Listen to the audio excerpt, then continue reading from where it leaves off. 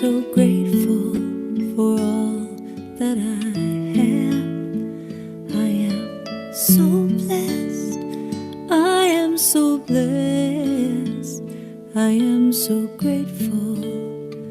I am so blessed. I am so blessed. I am so blessed. I am so grateful for all that I have. I am so blessed. I am so blessed. I am so grateful. I am so blessed. I am so blessed. I am so blessed. I am so grateful for all that I have. I am so blessed. I am so blessed. I am so grateful. I am so blessed. I am so blessed. I am so blessed. I am so grateful for all that I have. I am so blessed. I am so blessed. I am so grateful. I am so blessed. I am so blessed. I am so blessed. I am so grateful for all that I have. I am so blessed. I am so blessed. I am so grateful. I am so blessed. I am so blessed. I am so blessed. I am so grateful for all that I have. I am so blessed. I am so blessed. I am so grateful. I am so blessed. I am so blessed. I am so blessed. I am so grateful for all that I have. I am so blessed. I am so blessed. I am so grateful. I am so blessed. I am so grateful. I am so blessed. I am so grateful. I am blessed.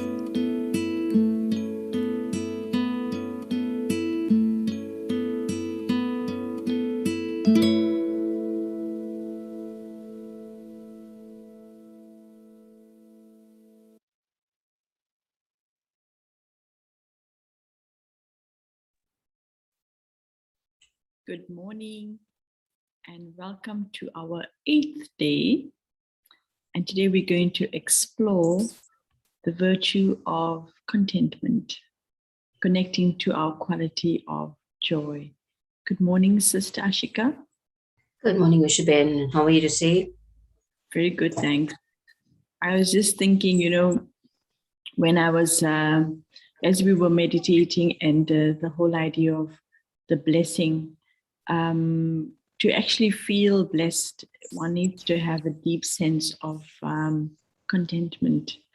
Mm-hmm. And one thing that was really beautiful is, when you just sit quietly, you actually see the state of our being emerging. And, if we don't, especially when we explored balance yesterday, I was having this image that, when somebody is balancing something, walking on a tightrope, their hands are like put on their side. And just thinking that, contentment is connected to this whole idea of letting go. So one, I bring balance, and that balance is really achieved when I'm not holding on to anything. So those are some of the thoughts that were just flashing in my mind as we were quietly reflecting. So I think it beautifully leads to this feeling of contentment then, because to be so stable and to let go is when one is full. And today we're exploring this joy, this power of joy that we have, and linking it to a relationship that allows us to be joyful. And I think when we just go back a bit on the two that we've done thus far, of the quality that's power and purity. In power, we were taking and accepting that we have a right to take. In purity, we were being guided. And we see how these virtues then emerge. And today is beautiful because it allows us to then start sharing.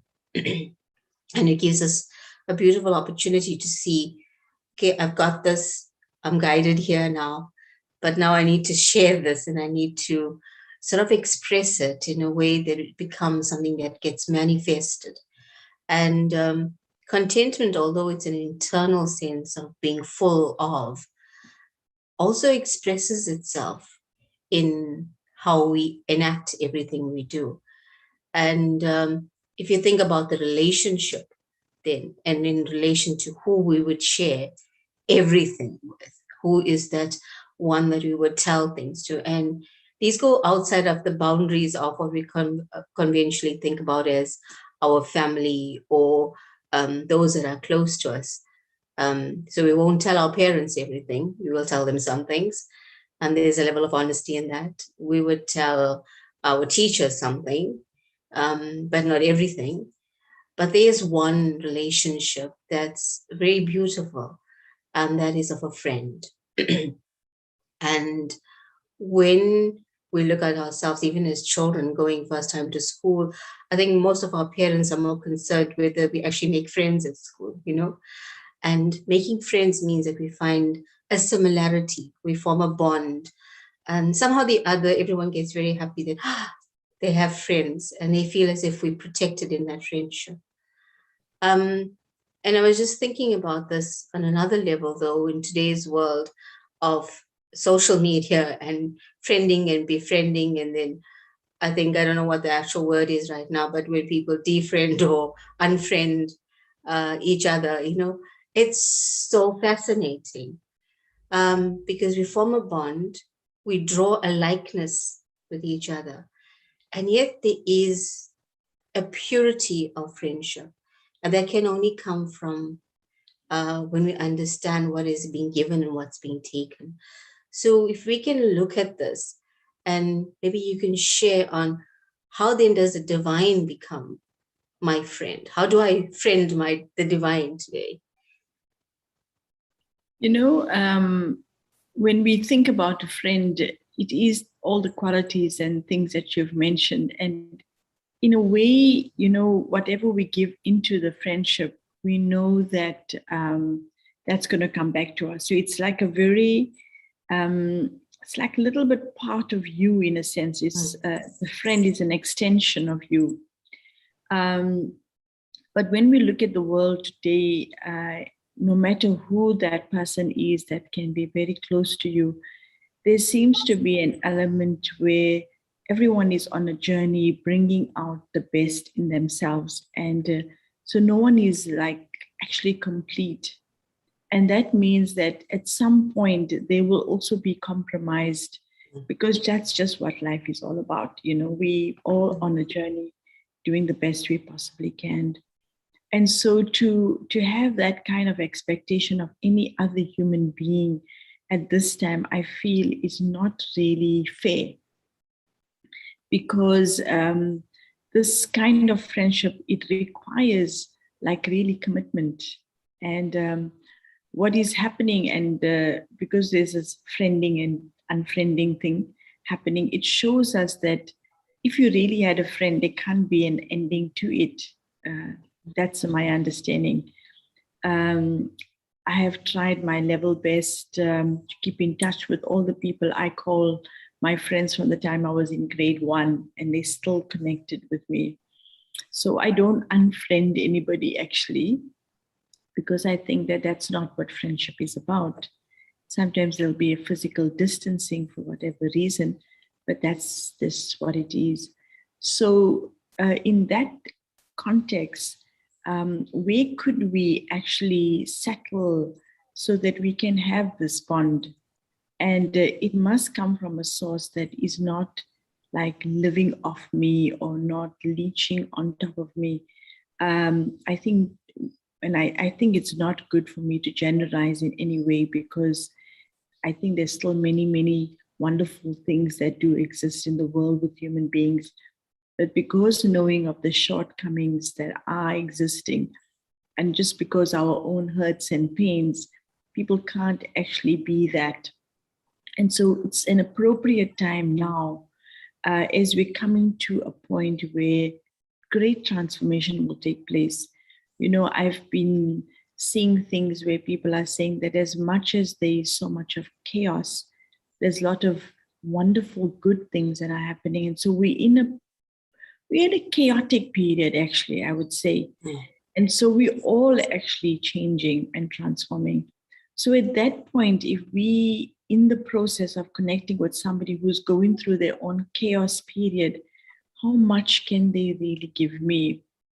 And so it is with great wisdom that instead of looking for friendship in this direction, I look for friendship in that direction, and that's above.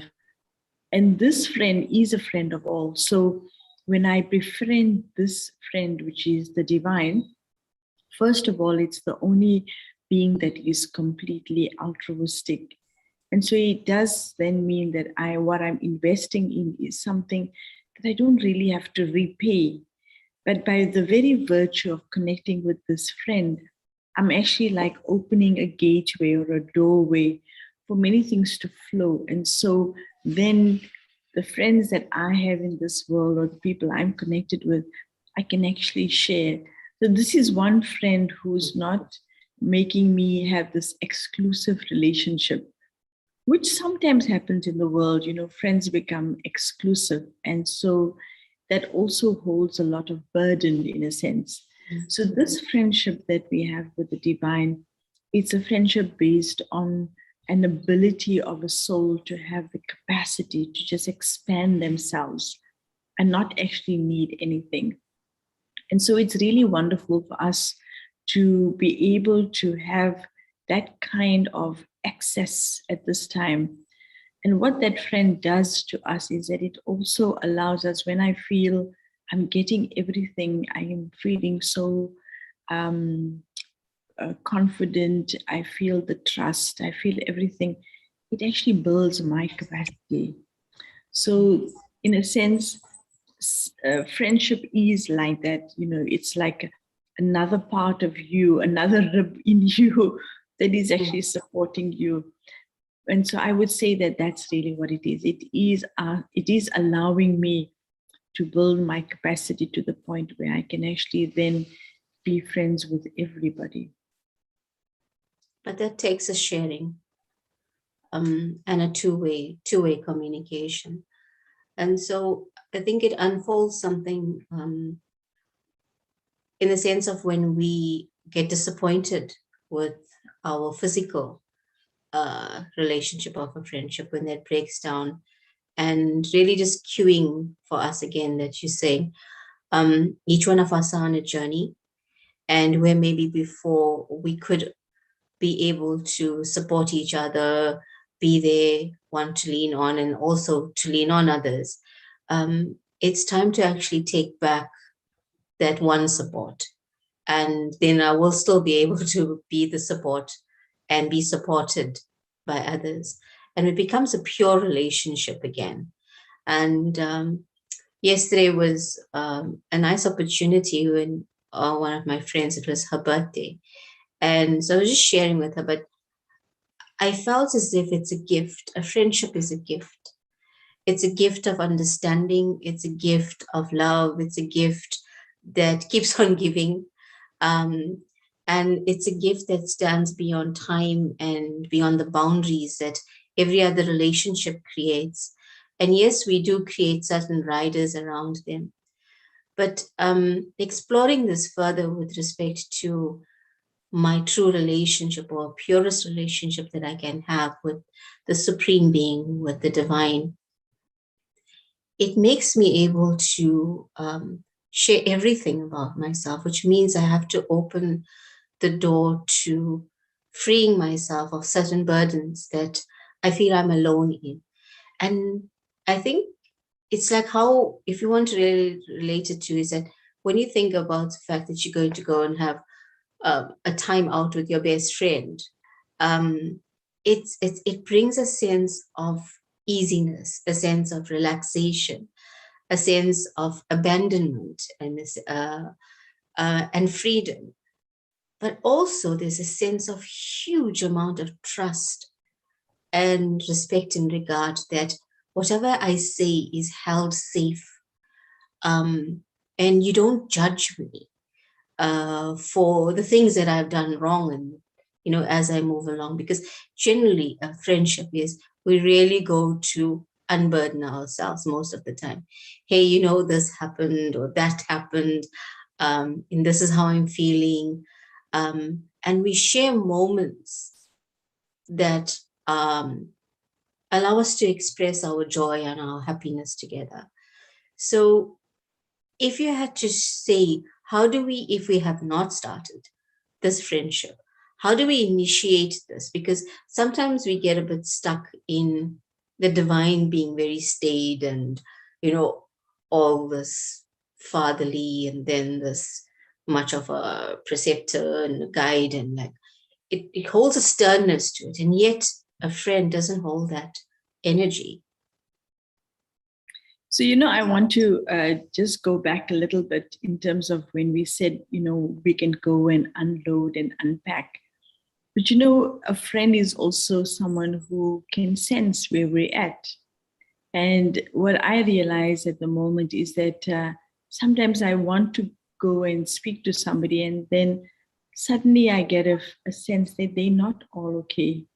And then I realized, no, I can't really just go and unburden them. I can't burden them by unburdening myself, because they will take it pretty seriously to want to try and be what they are for me. So because of that, everyone going through their process, actually the friendship in today's world can't actually hold that premise anymore. It would be too much. If I'm a real friend, I must be able to sense the pulse of where my friend's at as well.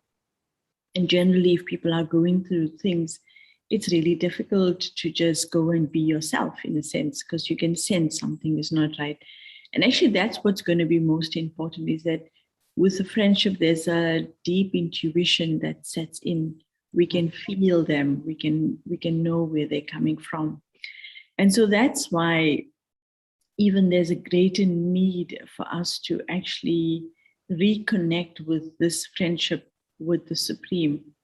And why I think it's natural that we've kind of made God or the Supreme such a strict, because in most religions there's a premise that God is a punishing God. Mm. And that, if you don't do the right stuff, and I think it may be the text of our religion that teaches it, but look at our parents, you're going to do this, you're going to get punished. Mm-hmm. And we actually are kind of brought up with the idea that there's this one strict principle who's just waiting to put our names in the black book and give us a scolding, give us a hiding. And so our relationship with the Divine is being tainted with that kind of a very negative perception of someone who just holds on to that which is the highest, like a Puritan, Mm. So it doesn't allow us to be relaxed, actually. It doesn't allow us to be, because it'll be like a disregard if we go with anything lesser. But if you realize the qualities that we relate to the Divine, every quality that we speak of the Divine is the one who is peaceful, loveful, happy, joyful, content, merciful, forgiving. Now, if those are the qualities we remember of the Divine, where does it fit in that, the virtue of the divine is that it's a punishing divine. And so there's some inconsistency in what we've been taught and what actually we feel when we connect with the divine. The vibrations that we feel from the divine when we connect in our worst moment is the relief, and we feel comforted and loved. And that's how we connect divine with. I'll share something that I thought was very precious. Once we had an interfaith program at our center, and we were speaking of the divine, because there are some religions, like within the Buddhists, that don't really speak about God, but a divine energy. And so when we were meditating, even though it was all about trying to connect with that higher source, I asked them, in the meditation, what do they feel? They say, the way we think about divine is the same way you talk about God.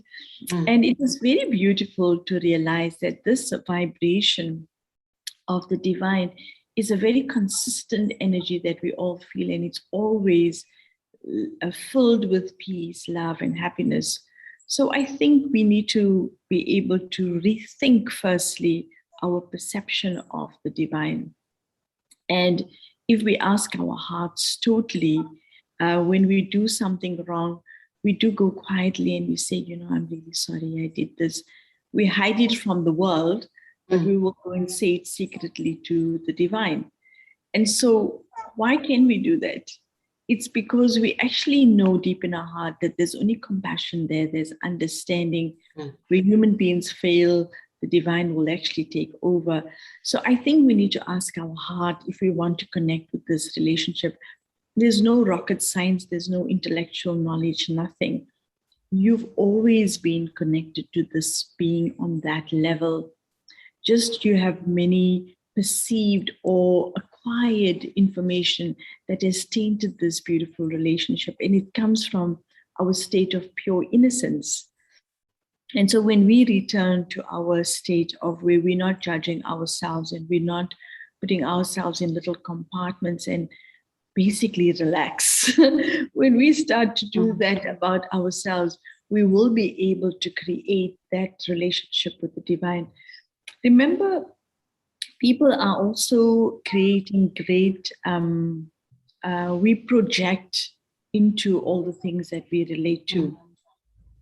And even a relationship like with the divine as a friend, if I kind of hold a certain idea about myself, I will also hold that, I will see others through this impression that I have.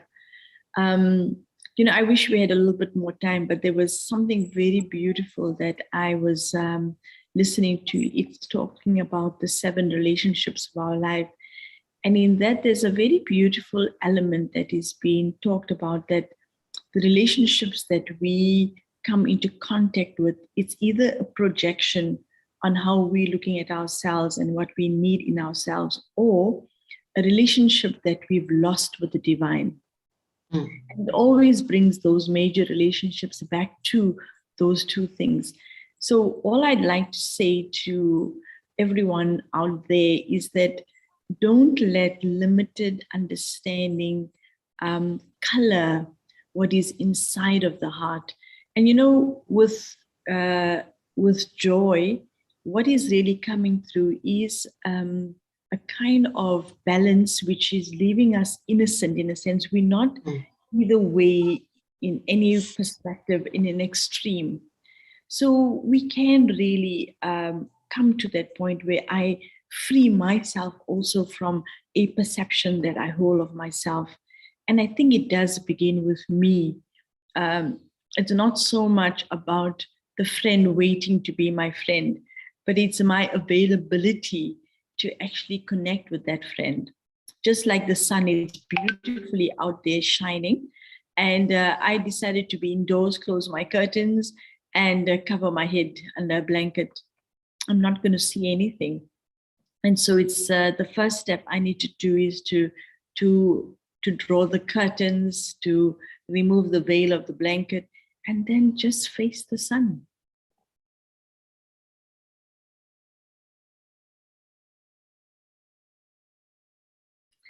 Ashika, you muted at the moment.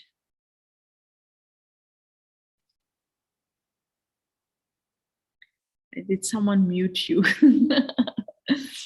Okay. So in life as well, you get mute. I muted myself to cough a bit, and then I stayed unmuted. So yep. Thanks, my friend, the host and co-host, for unmuting me. Actually, but it's funny what you just did, what you said now. You muted yourself and then you became muted. And how often in life we take the step and then when we get the condition, we think, hey, what happened? No, definitely. And I think this is one of the most powerful in the sense of each relationship that we have, where, like I said, we either one or the other. If there's father, there's a child. There's a different type of relationship. If it's you're taking from the supreme, you become a disciple to, a follower of. And here it's a friend and a friend. It's on equal footing. It's on a balanced relationship, and it's a give and take on both the ways. So let us just explore it a little bit more in the space. Just allow yourself again now to relax a bit. And firstly, just to remember and acknowledge all the physical friendships that you have. You being friend and having friends. Just on this platform to have great gratitude to each one of those relationships and to see them for the gift that they are. But today, we move and shift ourselves a little further upward in our understanding and bringing a purity to this relationship.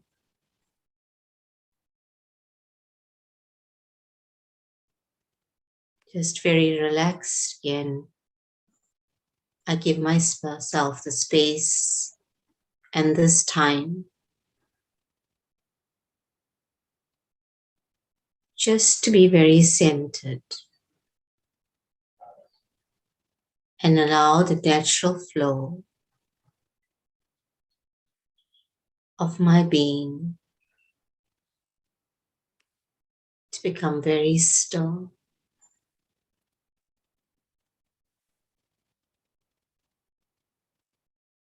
And as I sit in this space, I move my intellect upward. I reach a space of where I find myself in front of a sparkling light just like myself, so similar. And I recognize this bond. I acknowledge it now. This bond of friendship that exists between me, soul, and the Supreme Soul.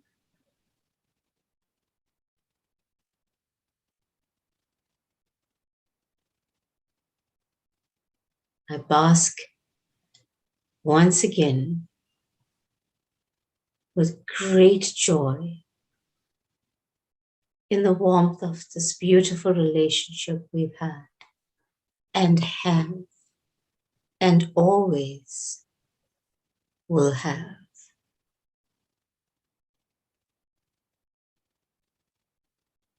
I choose now to make this a firmer and a deeper relationship. I see how unfailingly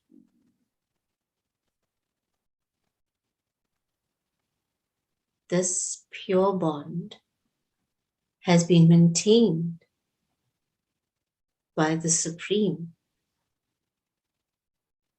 with me. I may have faltered, made a few mistakes,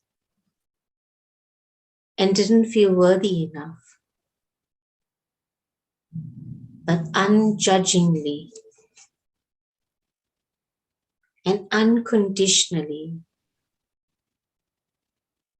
my deepest confidant has always been here. And today, I make it firm in myself to re-establish this friendship. I reach out and with my spiritual arms, I embrace the Supreme back into my life, back into my every moment as my friend.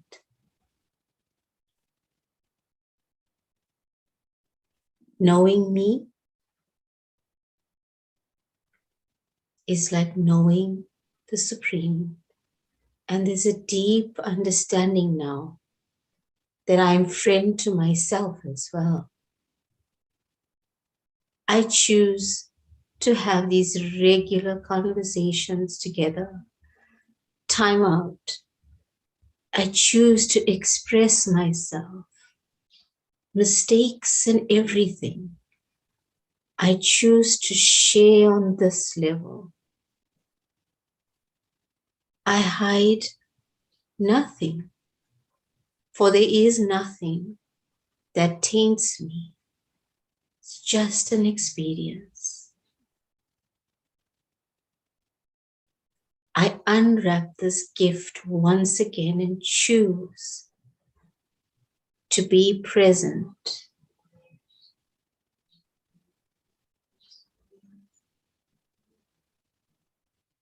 I make this commitment with great joy bubbling inside of me, knowing I'm understood. Thank you, you understand me completely. Om Shanti. Thank you.